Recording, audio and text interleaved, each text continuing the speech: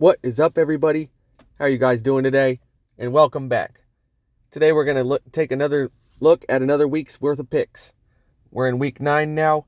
Last week I actually went surprisingly well, went 12-3, bumping my record this year up to 74-49, or at a flat 60%. That's balling right there, I say. So we're on to week 9, right? There's some interesting games on the ballot. Looks like a lot of possible blowouts, but some possible upsets too. Let's dive into them, guys. Of course, last night we had Philly and Houston. I had Philly winning that one pretty easy. I think most people did. Philly remains undefeated. They're 8-0. They took care of business. They did struggle a little bit, though. I will say that, but you can't. It's Thursday night. Teams play shitty on Thursday nights. It happens every week. So the next game I have is Indianapolis and New England. New England at home. I'm going to take them. They beat the Jets last week. Belichick hates the Jets. We know that. Indianapolis is just a hot mess right now. I see New England, at home taking care of the Colts fairly easily. And I'll give a score of New England winning 24-13. Next up, I got Green Bay and Detroit, an NFC North matchup. Green Bay is desperate right now. They better win. Detroit's not that great, and they just traded TJ Hawkinson, their only target. St. Brown is going to get a lot more attention now. Green Bay better win this. I'll tell you that. And I do have them winning this one on the road and saving their season. Green Bay winning 34-17. Their offense gets back on track. After that, I got the Los Angeles Chargers traveling to the East Coast to play the Atlanta Falcons. After a bye week, this is an interesting game. There are some injuries on either side. A.J. Terrell is out for the Atlanta Falcons, so they may give up big plays. Justin Herbert has that deep ball, although Atlanta is playing surprisingly well.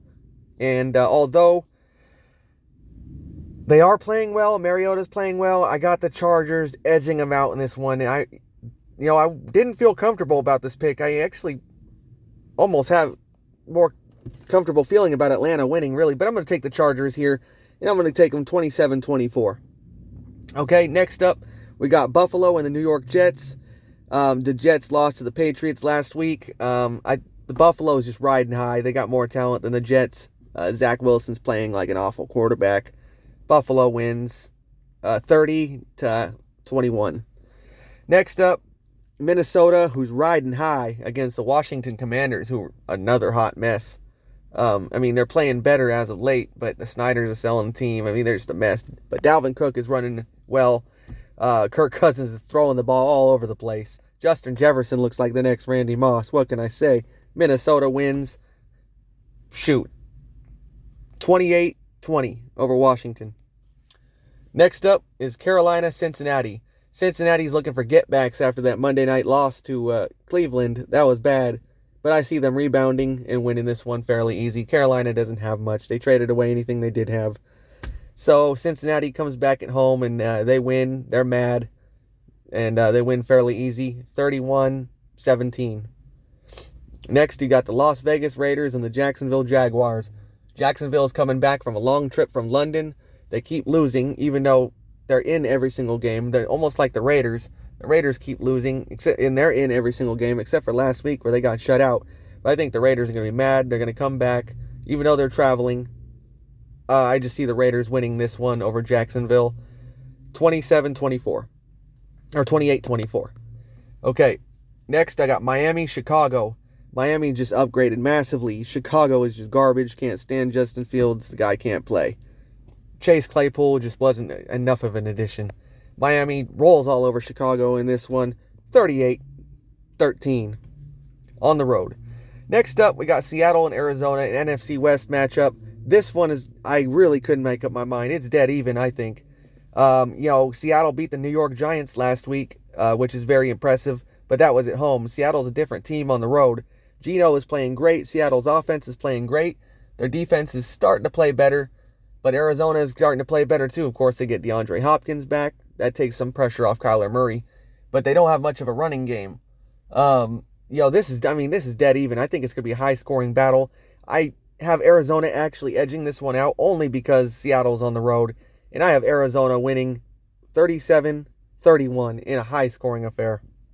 After this, we have two teams that are totally lost, the LA Rams and the Tampa Bay Buccaneers. Tampa Bay's at home. Tom Brady's just going through so many problems right now. The offense just does not look like its normal self. They can't score a touchdown to save their life. I mean, and you have the LA Rams who look lost. Just got whooped by the San Francisco 49ers after their bye week. But Kyle Shanahan has owned them. He's 8-0 in the last 4 years over McVay and the Rams. But I see the Rams actually rebounding here. Even though they're traveling, they're still not playing an early game. They're playing at 4 o'clock Eastern. So that's not going to bother them too much, I see. But I see the Rams coming back and rebounding and beating TB12, Tampa Bay, 21-13. After that, I have Tennessee and Kansas City on Sunday Night Football. Kansas City's at home, and that's the only reason I have them winning this game. I actually Tennessee is very, very quietly 5-2 and have one of the better records in the AFC. But KC is a very hard place to play. Arrowhead Stadium is loud, and I don't know if Derrick Henry will be quite enough. We see the San Francisco 49ers try, they have the running attack, and they couldn't beat Kansas City, although Shanahan pretty much gave up running the ball after the first quarter and first half. They didn't run the ball, which makes no sense. I just don't know if it's enough. KC has more talent, more firepower. I just don't know if you can contain them and stop them under that. And still put up enough points. And Tennessee, I mean, I don't know.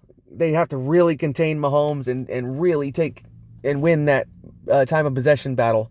And like I said, I can see this being an upset. I really can. But I got KC winning this one by a score of 23-17. And then last but not least, we have a Monday night matchup between Baltimore Ravens and the New Orleans Saints. New Orleans is at home. They just skunked the Raiders last week, which isn't too big of a deal, but they are playing well. Their defense is playing well. The offense looks good under Andy Dalton now instead of Jameis. Alvin Kamara's back. However, I have Baltimore winning. New Orleans is a hard place to play. I understand. But Lamar is just playing on the MVP type level right now. He can't be stopped. That Baltimore defense has been a little shaky. And I know Baltimore, they have some injuries now. Wide receiver, I don't know who the hell Lamar is going to throw to. We always ask that, right? But I have them beating New Orleans in this one. It's going to be a great week of football. But I have, I have Baltimore winning 22-18. 22-17. It's kind of a weird score. But this is going to be a great week of football. And this week is going to wrap up the first half of our NFL season for the 2022-2023 year. And we're starting to shape things. The playoffs are starting to shape up. We're starting to get an idea of what teams are going to be there at the end of the year, what teams aren't, what teams are looking for a number 1 draft pick. And we still have a long way to go. So, I'll catch you guys later. Thank you for coming back to my channel. Like I said, please leave a like, a comment. If you're not subscribed, make sure you subscribe. I love to talk football. So let me know what you think. Let me know your picks. And all right, guys, I'll see you next week.